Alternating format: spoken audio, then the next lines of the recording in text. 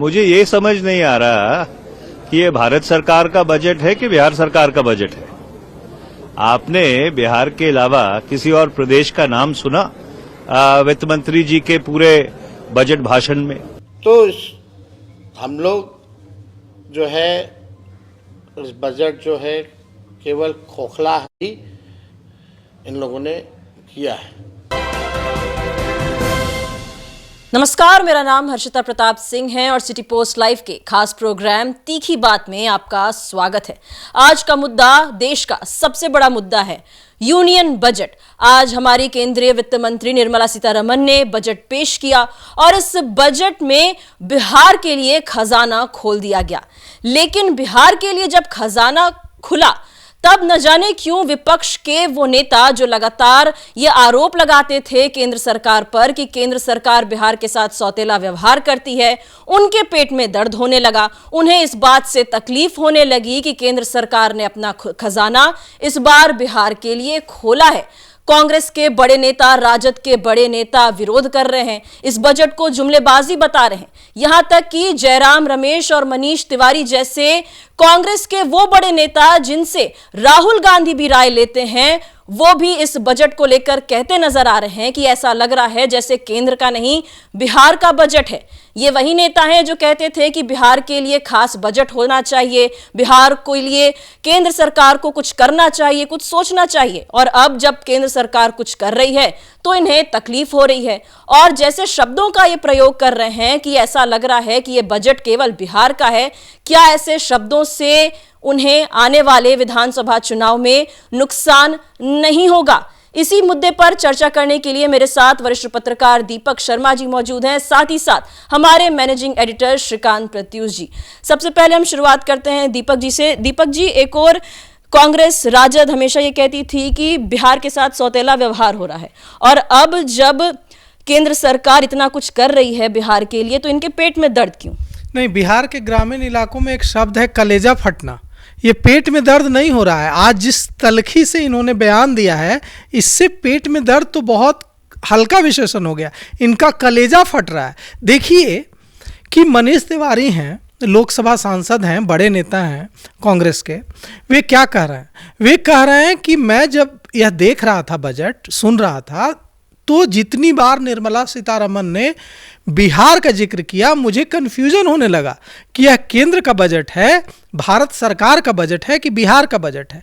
ये वही नेता हैं जो अब तक कहते थे कि बिहार पिछड़ा है, बिहार को विकास की ज़रूरत है, बिहार को सपोर्ट की ज़रूरत है और बिहार के किसानों के लिए कुछ किया जाना चाहिए।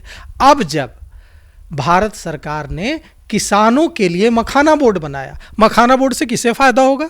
मखाना बोर्ड से उन किसानों को फ़ायदा होगा जिनकी मासिक आमदनी 1000-2000 रुपये है, जिनके लिए इतने लाभ का व्यवसाय भी नहीं है जिससे वे अपने परिवार का पेट पाल सकें। उन किसानों को इस मखाना बोर्ड से ज़्यादा पैदावार करने और वो जो पैदावार होगी उसका प्रसंस्करण और उसका विक्रय करने में सुविधा हासिल होगी। तो सोचिए कि राजनीति अपनी जगह है, आरोप प्रत्यारोप अपनी जगह है, लेकिन किसानों के हक में मखाना बोर्ड बनता है तो विरोध होता है। क्या कांग्रेस को बिहार में चुनाव नहीं लड़ना है?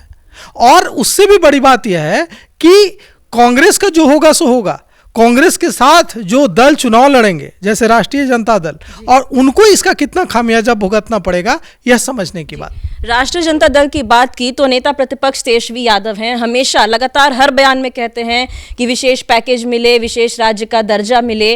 अब जब खजाना खुला है बिहार के लिए तो कह रहे हैं जुमलेबाजी है, बिहार के साथ सौतेला व्यवहार है, ये जो खजाना खुल रहा है इसमें कुछ नहीं है, केवल दिखावा है। अब देखिए, बिहार को विशेष दर्जा देने, विशेष पैकेज देने की मांग तो तेजस्वी यादव कांग्रेस पार्टी दोनों की तरफ से किया जाता रहा है। लेकिन अब जब बिहार के लिए केंद्र सरकार ने अपना खजाना खोल दिया है इस बजट में, कारण चाहे जो भी हो, चुनाव ही कारण है, ये बात मेरी समझ में भी आती है। लेकिन किसी कारण से बिहार को कुछ मिल रहा है तो अब दुख क्यों हो रहा है जी? आरजेडी और कांग्रेस के नेताओं को, ये सबसे बड़ा सवाल है। भाई राजनीति आप करते रहिए, लेकिन जब आपको बिहार को कुछ मिल रहा है, किसी बहाने कोई भी दे रहा है, तो उसको स्वागत होना चाहिए, विरोध नहीं होना चाहिए। छटपटाहट ऐसा लग रहा है इस बात का है कि केंद्र सरकार ने जो खजाना खोला है इसका फायदा होगा और नुकसान भुगतना पड़ेगा विपक्ष की पार्टियों को। देखिए, तो बीजेपी ने जो बजट, बीजेपी की सरकार है, एनडीए की सरकार है, बीजेपी बिहार में नीतीश कुमार के साथ सरकार चला रही है। नीतीश कुमार के चेहरे को बदनाम करने की तमाम कोशिशें आरजेडी की तरफ से की जा रही है, कांग्रेस की तरफ से भी, कि भाई उनका मानसिक संतुलन खराब हो गया है, उनको कुछ याद नहीं रहता है, वो सरकार नहीं चला रहे हैं, अधिकारी चला रहे हैं। तो बीजेपी के पास चुनौती है ना भाई, कि अब नीतीश कुमार को ही सीएम फेस आगे करके चुनाव लड़ना है और उनकी विश्वसनीयता पर सवाल उठा रहा है विपक्ष। तो बीजेपी ने कुछ ऐसा खेल किया है कि अब बीजेपी के चलते वोट मिलेगा, समझ रहे हैं ना, एनडीए को। बीजेपी ने भाई बिहार को इतना दे दिया कुछ कि अब एक अलग दरवाजा खुल जाएगा बीजेपी के लिए। अब अभी तक तो बीजेपी नीतीश कुमार के बलबूते पर लड़ती रही है, सरकार बनाती रही है, लेकिन अब बीजेपी ने अपने बजट के जरिए बिहार को विशेष दे करके अपने लिए एक अलग दरवाजा खोलने की कोशिश की है। अभी तक तो नहीं है बीजेपी अपने बल पर सरकार बना लेगी बिहार में, लेकिन अगर इस बजट में जो कुछ मिला है बिहार को, बिहार खुश है। अगर बिहार खुश है, वोट भी दे दिया दबाकर, तो बीजेपी को अपने बूते पर भी सरकार बनाने का मौका मिल सकता है।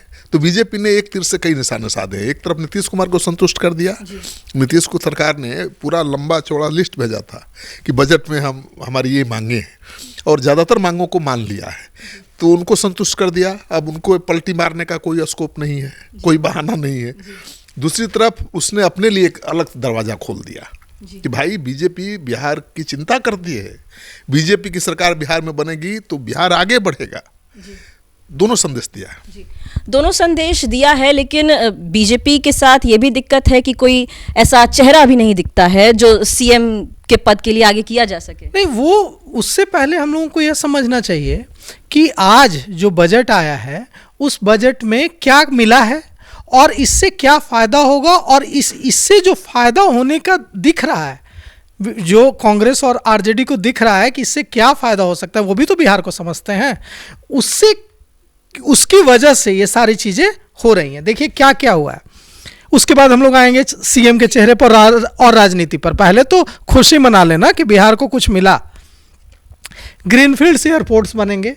ये जो एयरपोर्ट्स होंगे, पटना एयरपोर्ट और बिहटा एयरपोर्ट के अलावा होंगे, और ये ग्रीनफील्ड एयरपोर्ट्स जो होंगे वो भविष्य की आवश्यकताओं को ध्यान में रखकर बनाए जाएंगे। मतलब इनमें ऐसी आधुनिक सुविधाएं होंगी जो दूसरे जो परंपरागत बड़े एयरपोर्ट हैं वहाँ भी उपलब्ध नहीं हो अभी हैं। दूसरा, मखाना बोर्ड से उत्पादन, बिक्री और प्रसंस्करण का जो काम है किसानों का, कृषि जो फायदेमंद नहीं है अभी। 5 बीघा जमीन में भी एक किसान खेती कर अपने परिवार का पेट नहीं भर पाता है, वह खेती फायदेमंद व्यवसाय में बदलेगी। समस्तीपुर और बाकी जो नॉर्थ बिहार का इलाका है, वहाँ जो मखाना उत्पादन में लगे किसान हैं उनको सीधे सीधे फायदा होगा।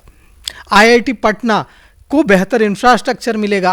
कितने दुख की बात है कि बिहार में जो आईआईटी पटना है उसकी एनआईआरएफ रैंकिंग 80 से भी ऊपर है। मतलब जो दूसरे एनआईटीज हैं, जो बड़े नेशनल इंस्टीट्यूट ऑफ टेक्नोलॉजी हैं, उससे भी खराब स्थिति एनआईआरएफ रैंकिंग में आईआईटी पटना की है। अगर आईआईटी पटना को बेहतर इंफ्रास्ट्रक्चर मिलेगा तो हमारे बच्चों को जिनको बेहतर रैंकिंग आएगी जेईई मेंस जेईई एडवांस में, उन्हें दूसरे राज्यों में जाकर नहीं पढ़ना पड़ेगा, वे आईआईटी पटना में एडमिशन लेंगे। बेहतर इंफ्रास्ट्रक्चर के साथ एनआईआरएफ रैंकिंग सुधरेगी।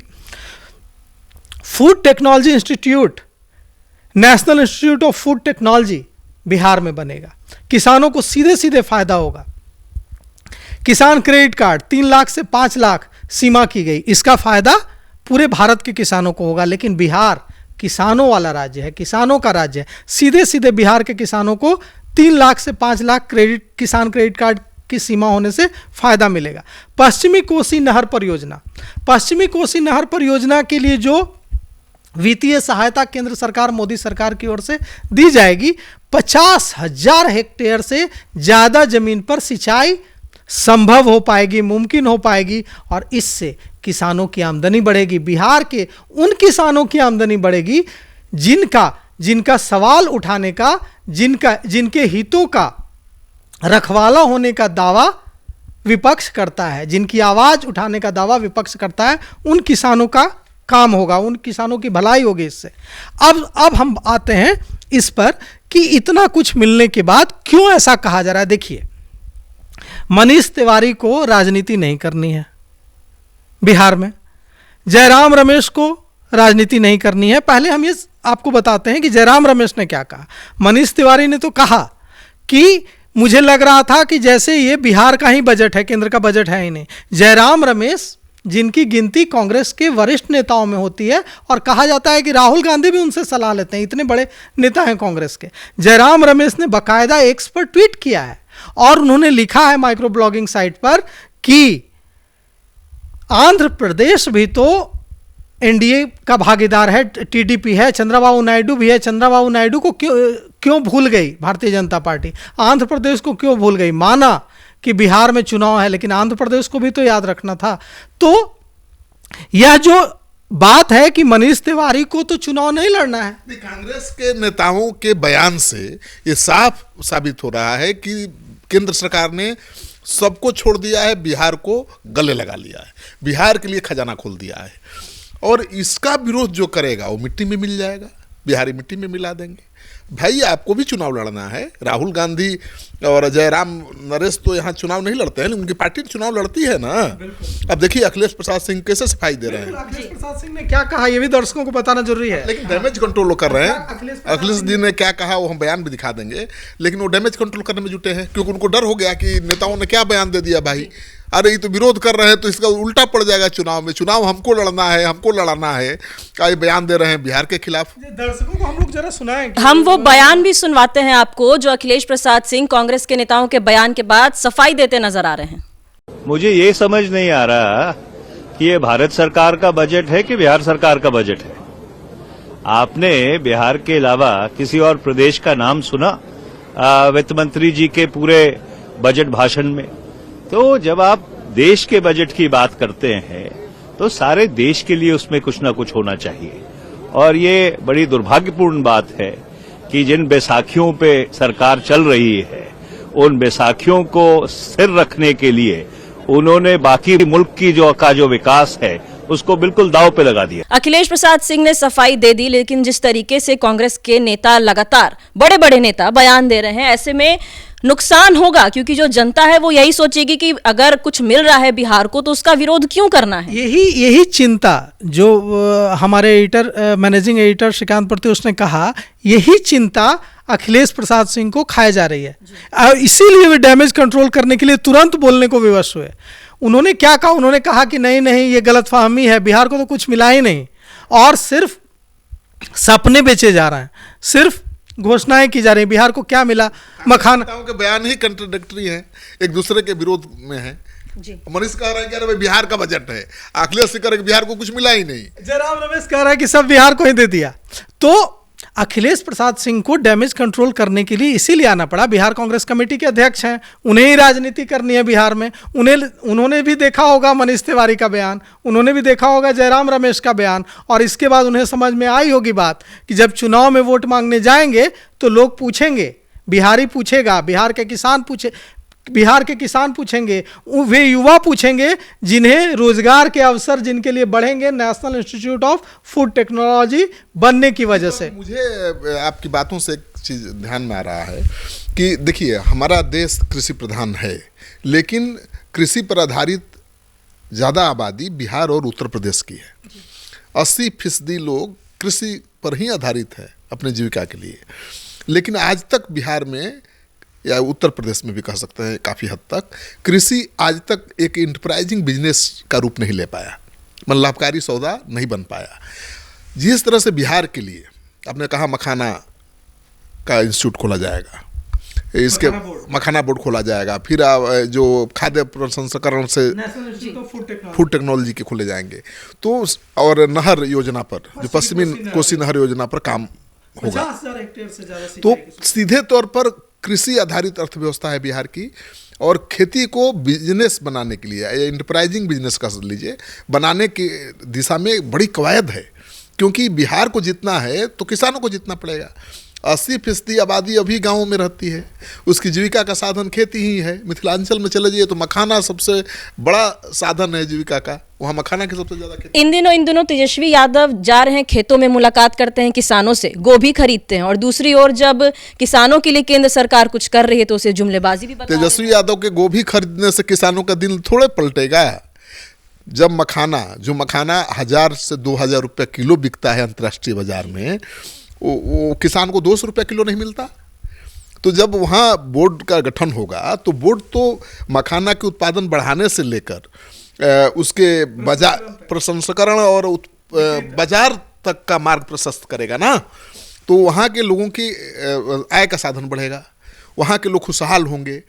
नहर परियोजना से किसको लाभ होगा? किसानों को लाभ होगा।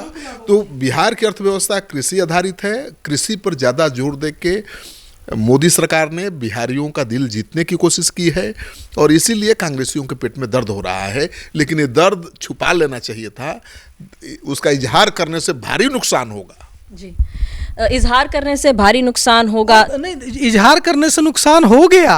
अब सवाल उठता है कि यह देखना होगा कि राष्ट्रीय जनता दल, जिसको बिहार में राजनीति करनी है, कांग्रेस तो राष्ट्रीय दल है, यहाँ नहीं तो कहीं और भी से डैमेज कंट्रोल होगा, लेकिन राष्ट्रीय जनता दल को तो बिहार में ही रहना है।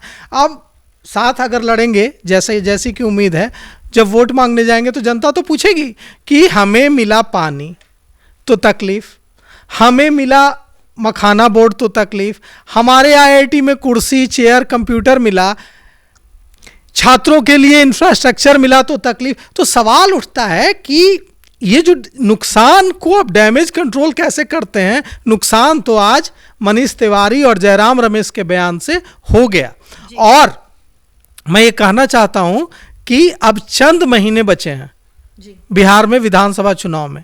अगर चुप भी रह जाती ना ये पार्टियां, जो विपक्ष है, अगर चुप भी रह जाता तो भी इतना नुकसान नहीं होता। यही कह देता कि नहीं ये कोई फायदा नहीं होगा, ये जुमलेबाजी है, तो भी इतना नुकसान नहीं होता। लेकिन यह कहकर कि ये तो बिहार का बजट है, अपना नुकसान अपने पैर पर खुद कुल्हाड़ी मारने का काम विपक्ष ने किया है, कम से कम as far as Bihar election is concerned. जी, इस साल बिहार में चुनाव होने वाले हैं, चाहे पक्ष हो विपक्ष हो, सभी तैयारियों में लगे हुए हैं। नीतीश कुमार यात्रा पर हैं, तेजस्वी यादव यात्रा कर रहे हैं, किसानों से मिलते हैं। लेकिन अब जब किसानों के फायदे की बात केंद्र सरकार कर रहा है, मखाने के बारे में सोची जा रही है, आईआईटी के बारे में, यानी कि जो स्टूडेंट हैं, जो युवा हैं, उनके बारे में सोचा जा रहा है, तो उनका कलेजा फट रहा है। वहीं कांग्रेस के नेताओं का बयान आपस में ही मेल नहीं खा रहा है। जहां कई बड़े नेता हैं वो कह रहे हैं कि ऐसा लग रहा है केंद्र का बजट नहीं बिहार का बजट है, तो वहीं दूसरी ओर अखिलेश सिंह का भी बयान हमने आपको सुनवाया। ऐसे में विपक्ष ने जो बिहार को तोहफा मिल रहा है उसका विरोध करके कहीं ना कहीं अपने ही पैर पर कुल्हाड़ी मारने का काम किया है, जिसका खामियाजा उन्हें आने वाले विधानसभा चुनाव में भुगतना पड़ सकता है। इस पूरे मुद्दे पर आपकी क्या राय है, हमें कमेंट बॉक्स के जरिए जरूर बताइएगा। फिलहाल तीखी बात में इतना ही। आप देखते रहिए और हम कल फिर लौट कर आएंगे तीखी बात में। कल हम फिर लौट कर आएंगे तीखी बात करने। सिटी पोस्ट लाइव के साथ बने रहें। धन्यवाद।